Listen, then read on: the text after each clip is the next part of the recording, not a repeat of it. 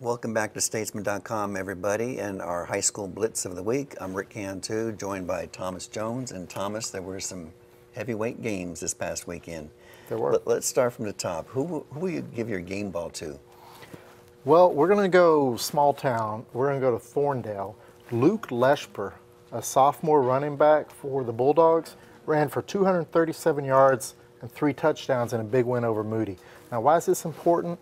Thorndale was 1-9 last year. Now, this is a program that always makes the playoffs. But now they're 3-4. They're undefeated in District 13 2A Division I. And that kid Leshper, the youngin', he's a big reason why. I'm going to go not too far away. I'm going to go with Hutto running back Darion Milligan. 219 yards, 4 touchdowns, 36-29 victory over Eastview. 219 yards, 195 of them came in the second half. So he just turned it on after halftime. Yeah, and 3 wins in a row for Hutto. It's a big win. Oh yeah, they're back in the district race. Tell me something that you learned from this weekend. It was a big weekend. I actually learned 2 things. I learned Cedar Ridge is legit. They were undefeated, but they beat their neighborhood nemesis Round Rock 51-43 Friday.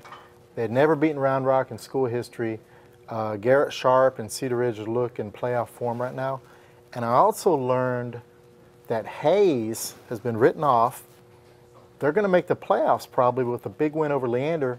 And for Westlake, that may mean Westlake plays in D2, which is a much easier road in 6A Region 4 than D1. Hayes will be the other D1 representative in 25-6A. What I learned, Thomas, is you can change Vipers' spots.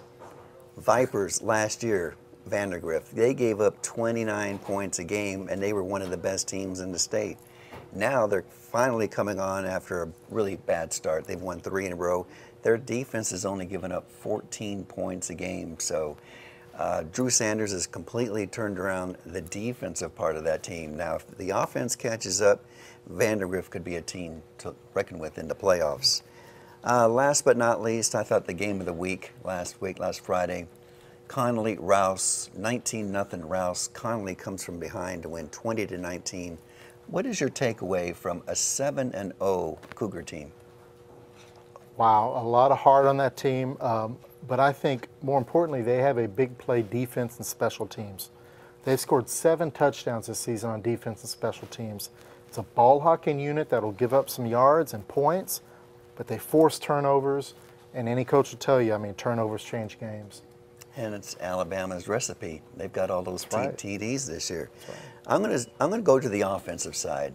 They've got a quarterback who is just turning out to be just a plain winner, Robert Patterson. He has scored 23 of their 36 touchdowns this year. In the second half of this game, he scored 3 touchdowns by himself. So technically, he won the game by himself. 20-19. He throws for 3 touchdowns. They win the game. He may be one of the most underrated quarterbacks in Central Texas. Robert Patterson, book it. Look for him in the playoffs. Yeah, I think Robert Patterson does the best VY impersonation among all high school quarterbacks in the area. Well, that's pretty high praise.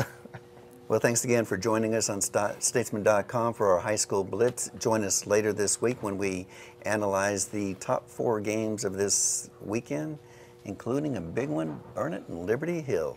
But until then, thanks for watching, and we hope your favorite team wins.